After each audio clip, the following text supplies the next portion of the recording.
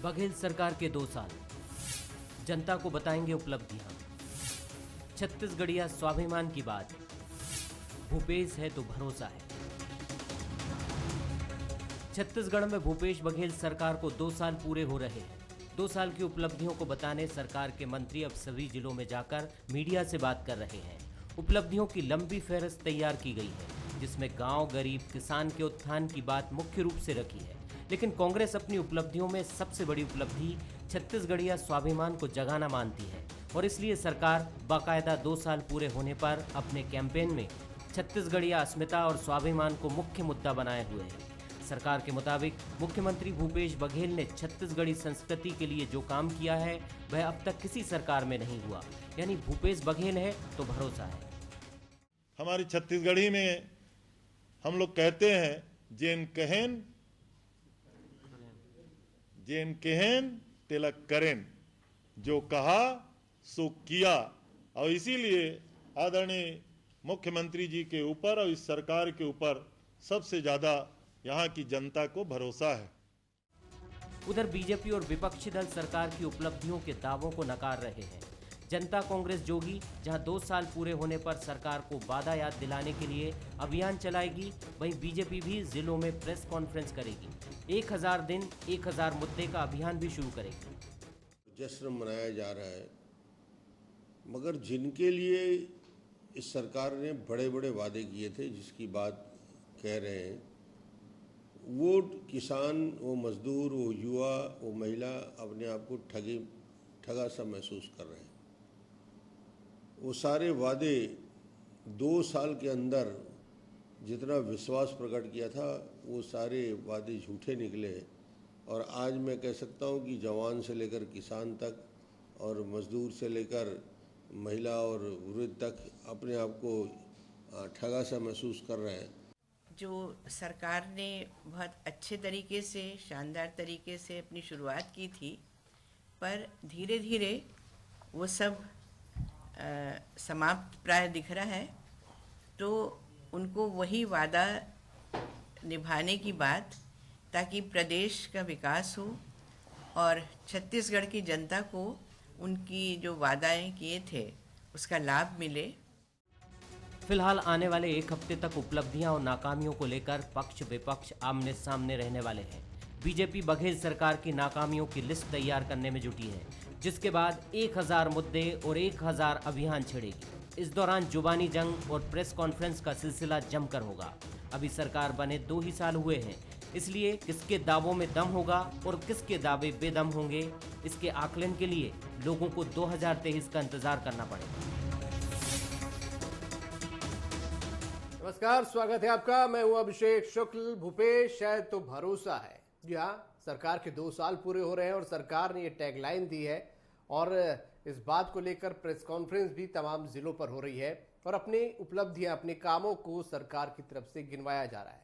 बताया जा रहा है कि छत्तीसगढ़िया जो संस्कृति है उसको एक तरीके से बचाने का, उभारने का काम सरकार ने किया है। किसानों के लिए काफ़ी कुछ किया है और भी तमाम उपलब्धियों की बातें यहाँ पर की गई हैं। लेकिन विपक्ष को ये बातें पसंद नहीं आई।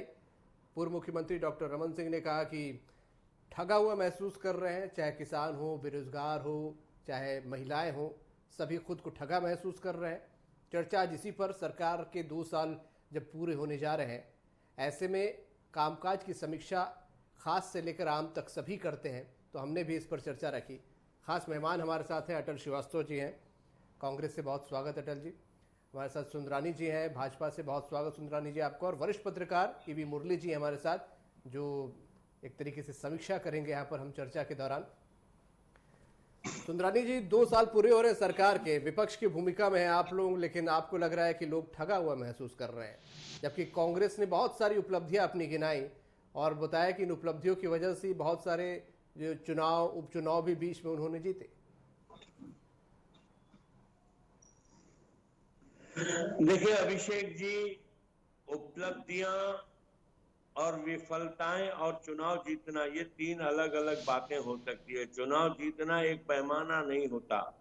चुनाव की बात अगर करें तो आज सबसे बड़ी पार्टी रहने वाली, 450 लोकसभा में सदस्य रहने वाले, आज मान्यता प्राप्त विपक्षी दल भी नहीं है लोकसभा में। लेकिन हम अगर धरातल की बात करें तो छत्तीसगढ़ की सरकार पूरी तरह विफल हो गई। इनको जवाब देना होगा जनता को, 2 साल पूर्ण होने पर प्रदेश में शराबबंदी क्यों नहीं की। इनको जवाब देना होगा अभिषेक जी कि 2,500 रुपए का बेरोजगारी भत्ता क्यों नहीं दिया गया। इनको जवाब देना होगा पुलिस की भर्तियां क्यों नहीं की गई। इनको जवाब देना होगा शिक्षा कर्मियों की भर्तियां क्यों नहीं की गई। इनको जवाब देना होगा स्वयं सहायता समूह की बहनों का कर्जा माफ क्यों नहीं हुआ। किसानों को 2,500 रुपए का वादा किया गया और 2,500 के बाद अतिरिक्त जो राशि थी उसको 4 किस्तों में देने की बात की। 4 किस्तों में साल भर निकल गया। पिछले दिसंबर को किसानों ने धान बेचा, आज दिसंबर निकलने जा रहा है लेकिन वो पूर्ण रूप से अतिरिक्त राशि का भुगतान नहीं हुआ। राजीव गांधी किसान न्याय योजना के पैसे का भुगतान नहीं हुआ। किसान दूसरा धान बेचने आया है मंडियों में, इसका पैसा कब होगा, मिलेगा किसानों को, इसका जवाब नहीं है सरकार के पास। मैं जवाब ले लेता हूं अटल जी से। बात करें तो अटल जी, बहुत सारे सवाल आपके विपक्षी दल खड़ा कर रहे हैं, बहुत सारी उपलब्धियां आप लोगों ने 2 साल पूरे होने पर गिनाई है, कुछ सवाल विपक्ष भी उठा रहा है।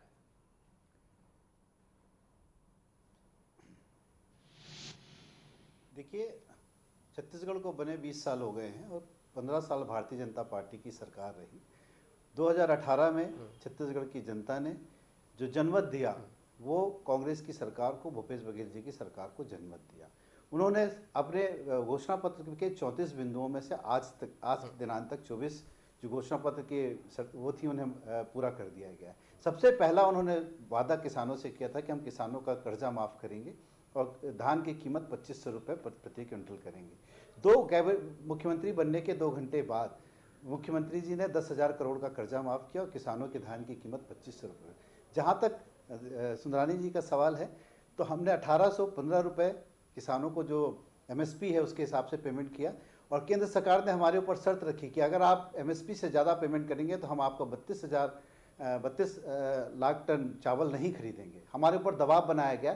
तब हमारे मुख्यमंत्री जी ने एक योजना बनाई किसानों के लिए जिसको राजीव गांधी किसान न्याय योजना कहते हैं। उस योजना के तहत किसान तो तीन किस्तों का पैसा मिल चुका है, चौथी किस्त का पैसा मिलेगा। वो भी इसलिए देरी हुई 4 किस्तों में करना पड़ा कि हमारे केंद्र सरकार से जो हमें पैसा मिलना चाहिए, चाहे वो जीएसटी का हो, चाहे कोयले की रॉयल्टी का हो, चाहे आयरन ओर की रॉयल्टी का हो, केंद्र सरकार से जो पैसा हमको मिलना चाहिए समय पर वो नहीं मिल पा रहा है। तो इसके लिए केंद्र जिम्मेदार है। जहाँ तक आप बात करेंगे छत्तीसगढ़ में कि भूपेश है तो भरोसा है, आज छत्तीसगढ़ की जनता, छत्तीसगढ़ के किसान, छत्तीसगढ़ के आदिवासी, छत्तीसगढ़ के अनुसूचित जाति के लोग, छत्तीसगढ़ की महिलाओं को विश्वास है कि भूपेश है तो भरोसा है। उसका कारण है कि किसानों की समस्या का समाधान हुआ। आदिवासियों की जमीन जो हमारे उद्योगपतियों के हाथ बीजेपी की सरकार ने बेच दिए थे, जो बस्तर में हुआ था नकुलनार में, वो 5,100 एकड़ जमीन किसान आदिवासियों को वापस की। हमारी सरकार ने इस कोरोना काल में भी जो 7 उत्पाद थे, वन उत्पाद, जिससे कि हमारे जंगल में रहने वाले आदिवासियों को उत्पाद की एमएसपी खरीदी जाती थी, वो 52 उत्पादों की एमएसपी पे तेंदुपत्ता की कीमत 2,500 रुपये प्रति हजार था, जिसको बढ़ाकर 4,000 रुपये किया गया। इस तरीके से ग्रामीण अर्थव्यवस्था के लिए अगर काम की बात करेंगे तो छत्तीसगढ़ की सरकार किसानों की सरकार है। भूपेश बघेल किसान पुत्र हैं। उन्होंने जो भी काम किया, आप देखिए कि नरवा, गरवा, घुरवा, बाड़ी, छत्तीसगढ़ के 4 चिन्हारी, ये इतनी बड़ी योजना है कि गांव में जो नाले हैं उनको पुनरुत्थान के लिए काम किया। घुरवा जो है जहाँ पर खाद, वर्मी कंपोस्ट खाद बनेगी, गोठान आए, गोबर तक बेचकर जो किसान न्याय, बहुत सारी योजनाएं गोधन योजना है, आप लोगों ने प्रेस कॉन्फ्रेंस में भी बताया, गोबर से भी अपना पैसा कमा रहा है। आज 60 करोड़ रुपए का टिप्पणी मुरली जी से भी कर लेता हूं। कोई सा पहलू 2 सालों में नहीं छूटा। 2 साल पूरे होने जा रहे हैं यहाँ पर सरकार को 2 दिन में, और दोनों की बातें आपने सुनी, पक्ष भी क्या कह रहा है, विपक्ष भी क्या कह रहा है, आपकी क्या समीक्षात्मक टिप्पणी? पिछले 2 साल का जो वक्त था भूपेश बघेल सरकार का, उसमें पिछले लगभग 6-7 महीना तो आपका कोरोना ने ले लिया है, तो इसलिए जो उनका काम रहा है वो 7 महीने को डिटेक्ट करते हुए अगर हम देखें तो जिस तरह से स्कीम उन्होंने लॉन्च किया है, मुझे लगता है कि एक सरकार को जो मैनिफेस्टो में उन्होंने जो कुछ बातें कही है वो उसमें लगभग प्रायः 70-80% उन्होंने निभाया है इन 2 सालों में। लेकिन इसका वादा निभाना और उस चीज को प्रॉपरली एग्जीक्यूट करना, इम्प्लीमेंट करना, जैसे कई सारे स्कीम्स है जिसने इन्होंने लॉन्च तो किया है, लेकिन इसका प्रॉपर इम्प्लीमेंटेशन ग्राउंड लेवल पे हुआ है या नहीं हुआ है, इस पर पार्टी और सरकार को पुनर्विचार करना चाहिए और वहाँ पे लोगों को भेज के उसका समीक्षा करना चाहिए कि भाई जिन्होंने जितने स्कीम है, नरवा गरवा बाड़ी स्कीम है, ये सब एक तरह से छत्तीसगढ़ की संस्कृति को उभारने का प्रयास है, छत्तीसगढ़ का स्वाभिमान को बचाने का प्रयास है। और मुझे लगता है कि सरकार को इस वक्त चाहिए कि जो स्कीम्स उन्होंने लॉन्च किया है उस पर समीक्षा करनी चाहिए कि वो पूरी तरह से लोगों को बेनिफिट मिला है या नहीं मिला है। और रही बात कोरोना काल में जो पिछले 6-7 महीने से जिस तरह से आर्थिक तंगी सब जगह पे उत्पन्न हुई है, तो कांग्रेस सरकार भी उससे अछूता नहीं रहा। इस वक्त उनको जीएसटी का पैसे की सख्त जरूरत था जो अभी तक आया नहीं है, लगभग 5,700 करोड़ रुपया ये नहीं आया है। लेकिन विपक्ष का ये कहना है कि भाई ग्राउंड रियलिटी कुछ अलग है, कहना विपक्ष भी अपनी ओर जो बात कह रहा है उसमें कुछ तो सच्चाई होगी।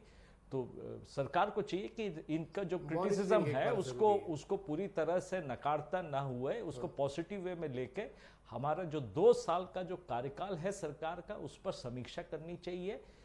सेलिब्रेशन का समय नहीं है, अभी काम करने का समय है, तो हमें ज़्यादा से ज़्यादा काम करना है। तो बीजेपी का जो क्रिटिसिज्म है उसको अच्छी तरीके से लेते हुए देखना है कि भाई ग्राउंड में क्या रियलिटी है, लोग खुश है या नहीं है, स्कीम्स उन तक पहुंचा है या नहीं पहुंचा है, इसका विवेचना करना अति आवश्यक है। बिल्कुल सुंदरानी जी, ये तो एक बड़ी बात हुई जो कहा, जो वो किया, टैगलाइन है सरकार की। एक और बात, छत्तीसगढ़ी संस्कृति को उभारने की बात सरकार ने कही, आप लोग लगभग भूल गए थे, ये भी आप लोगों पर आरोप लगता है।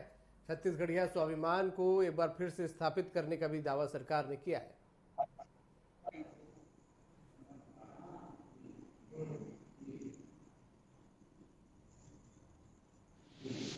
हेलो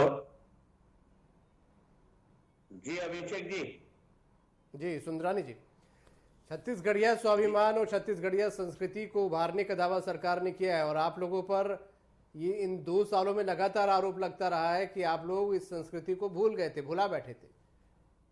देखिए, हम छत्तीसगढ़ में 3.25 करोड़ की जनसंख्या, हम छत्तीसगढ़ में रहने वाले लोग, सभी जाति धर्म के लोग स्वाभिमान से जीते हैं और छत्तीसगढ़ का व्यक्ति हमेशा स्वाभिमान के साथ जीता है। तो ये कांग्रेस पार्टी की देन नहीं है, ये तो छत्तीसगढ़ की संस्कृति है। छत्तीसगढ़ के खून में स्वाभिमान रचा हुआ है, किसी के आगे हाथ नहीं फैलाता छत्तीसगढ़, और हमेशा अपने बलबूते पर छत्तीसगढ़ खड़ा हुआ है। 2000 में छत्तीसगढ़ का गठन माननीय प्रधानमंत्री स्वर्गीय अटल बिहारी वाजपेयी जी ने छत्तीसगढ़ राज्य बनाया था, और जिस प्रकार से 2000 से लेकर आज दिन तक बढ़ते जा रहा है, छत्तीसगढ़ आगे बढ़ते जा रहा है, ये वो दिन भी कभी दूर नहीं होगा जब पूरे देश के नक्शे में एक विकसित राज्य के रूप में छत्तीसगढ़ स्थापित होगा, छत्तीसगढ़ की जनता के बराबर।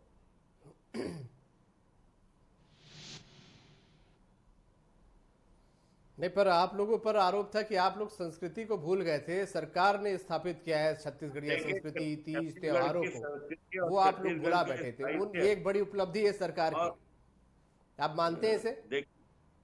छत्तीसगढ़ की संस्कृति, छत्तीसगढ़ का साहित्य, भगवान राम वन गमन पथ का भी जो सोच था, वो डॉक्टर रमन सिंह जी की सरकार के समय में अमली जामा पहनाया गया। छत्तीसगढ़ की संस्कृति को छत्तीसगढ़ में उभारने का काम भारतीय जनता पार्टी की सरकार में किया गया। ये तो हमारे ढांचे जो हमने खड़ा किया 15 साल में, उस ढांचे पे काम कर रहे हैं। पर तीज त्योहारों को जिस तरीके से ये सरकार मना रही है, वो चीजें वहां पर मिसिंग लगती थी। थोड़ा अभिषेक जी मैं समझ नहीं पाया।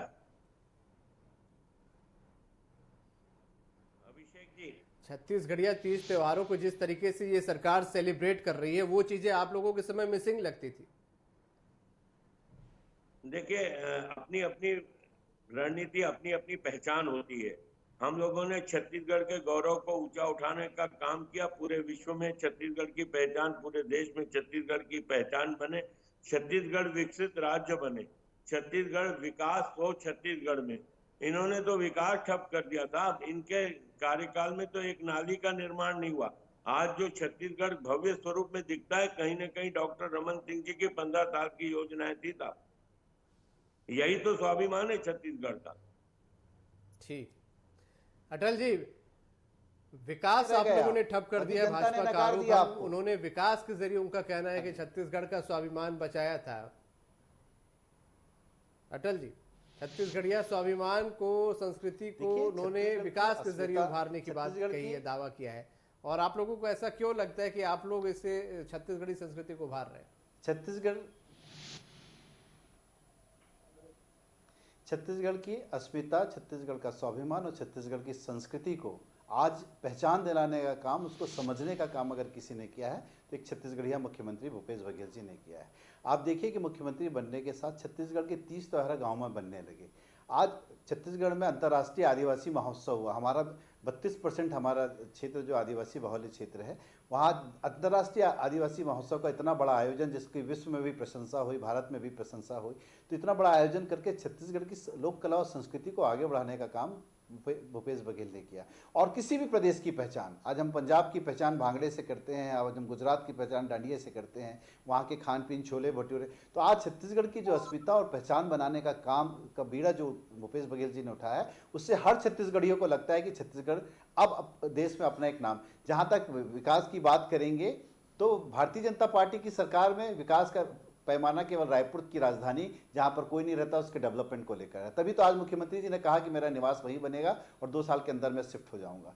तो इन्होंने केवल पैसे कमाने के लिए ऐसे काम किए। नसबंदी कांड इनकी देन थी। झालियावाला बाढ़ की नक्सली में 32 कांग्रेस नेताओं की मौत के जिम्मेदार कौन है? इन्होंने केवल यहाँ का दोहन का काम किया, छत्तीसगढ़ियों का शोषण का काम किया है। और आज छत्तीसगढ़ियों को लगता है कि छत्तीसगढ़ में छत्तीसगढ़ियों की सरकार रही है। आने वाला समय जो है, छत्तीसगढ़ हमारे पूरे भारत में एक अलग राज्य के रूप में विकसित होगा, जिसकी एक अपनी संस्कृति, अपनी पहचान, अपने एक विकास का पैमाना होगा।